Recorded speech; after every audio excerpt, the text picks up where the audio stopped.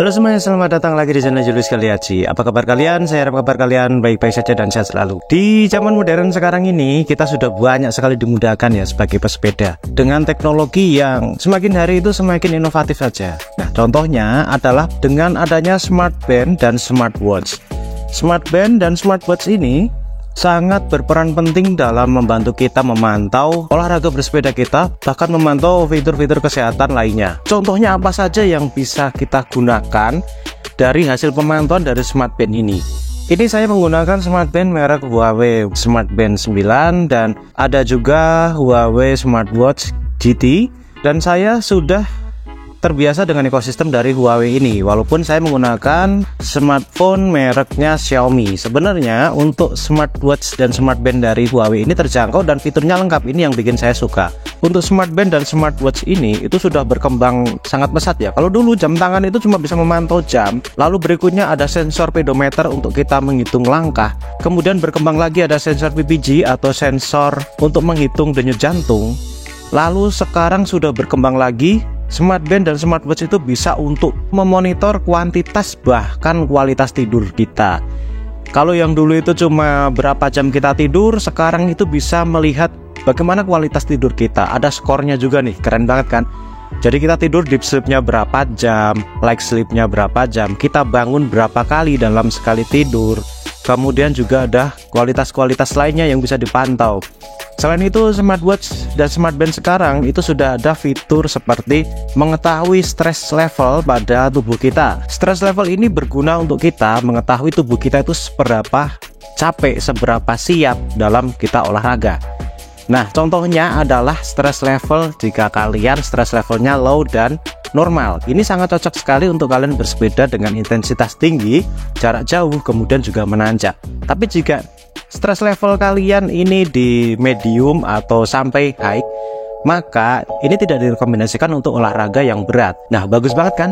Jadi kalau kalian pesepeda yang aktif bersepeda setiap hari ya, itu bisa melihat stress levelnya. Kira-kira kalian berada di mana nih? Jadi stress level ini bukan untuk mengetahui stres pikiran kita ya, tapi stres body kita. Jadi tubuh kita itu seberapa capek, seberapa tertekan, seberapa lelah, sehingga bisa jadi patokan apakah kita siap bersepeda jarak jauh, bersepeda dengan intensitas tinggi atau tidak. Kalau misalkan sedang levelnya medium sampai high ya, baiknya sih recovery ride atau goes santai saja, atau goes dengan jarak yang medium saja, nggak perlu yang jauh-jauh. Kemudian selain itu juga bisa memantau denyut jantung. Denyut jantung ini sangat penting sekali untuk mengetahui apakah tubuh kalian itu ada improvement atau enggak. Jadi selama kita berolahraga, jika rutin ya, itu denyut jantung kita akan turun.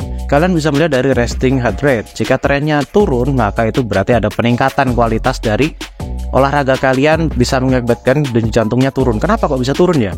Karena otot jantungnya semakin kuat, semakin baik, semakin efisien dalam memompa darah.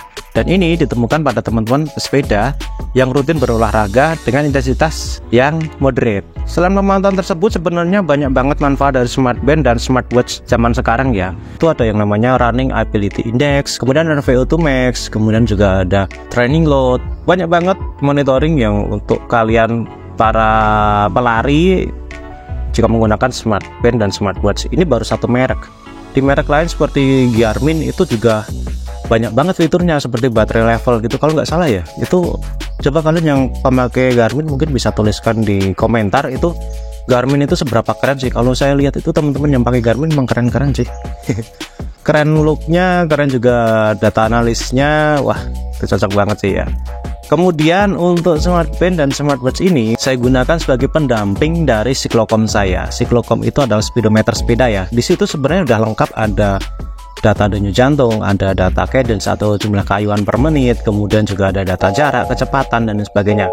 Cuman di jam ini saya khususkan untuk data backup saja sih sebenarnya. Jadi kalau misalkan data dari speedometer sepeda atau Cyclocom ini korup atau rusak atau nggak bisa diakses, nggak bisa diupload ke Strava, maka saya pakai data dari smartwatch atau data dari smart band. Kemudian kegunaan lain dari smartwatch yang saya suka itu adalah recovery time dan aerobic training effect. Nah, ini sangat penting menurut saya. Jadi dalam olahraga saya itu berefeknya seberapa sih selama saya latihan, apakah itu masuknya ke maintenance atau mempertahankan kebugaran saya, atau improvement untuk aerobic levelnya, atau malah recovery. Jadi ini sangat penting. Ketika saya mau meningkatkan kapasitas aerobik saya, maka saya harus melihat indikator-indikator ini. Ketika saya mau recovery, maka saya juga harus melihat indikator ini juga. Dan itu ada di jam tangan atau smartwatch dari Huawei ini. Sebenarnya di smartwatch atau smartband lain itu juga ada. Jadi ini sangat membantu. Termasuk ada namanya recovery time. Recovery time ini adalah waktu yang kalian butuhkan ketika kalian selesai bersepeda, itu butuh istirahat berapa lama sampai nanti tubuh kalian siap untuk olahraga lain. Tetap saja ya, kalian harus melihat yang namanya stress level tadi. Jadi manfaat dari smartwatch, smartband ini sangat banyak sekali.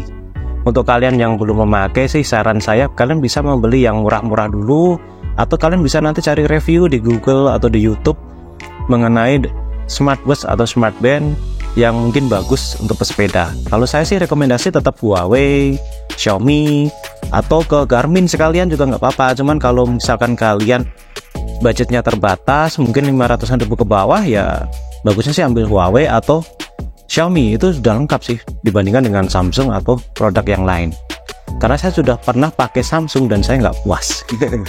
Oke teman-teman, mungkin kalian ada yang sudah pakai smartwatch atau smartband dari produk yang lain dan mungkin kalian temukan manfaatnya lebih baik daripada ekosistem dari Huawei ini. Coba kalian tuliskan di kolom komentar itu kelebihannya apa, kemudian juga manfaat yang sudah kalian dapatkan apa, biar teman-teman itu tahu kalau smartwatch dan smartband tersebut itu juga layak untuk dibeli. Baiklah, semoga video ini bermanfaat atau minimal bisa menghibur atau menambah wawasan kalian. Jangan lupa untuk subscribe, kemudian like video ini. Salam sehat, salam guys, tetap semangat.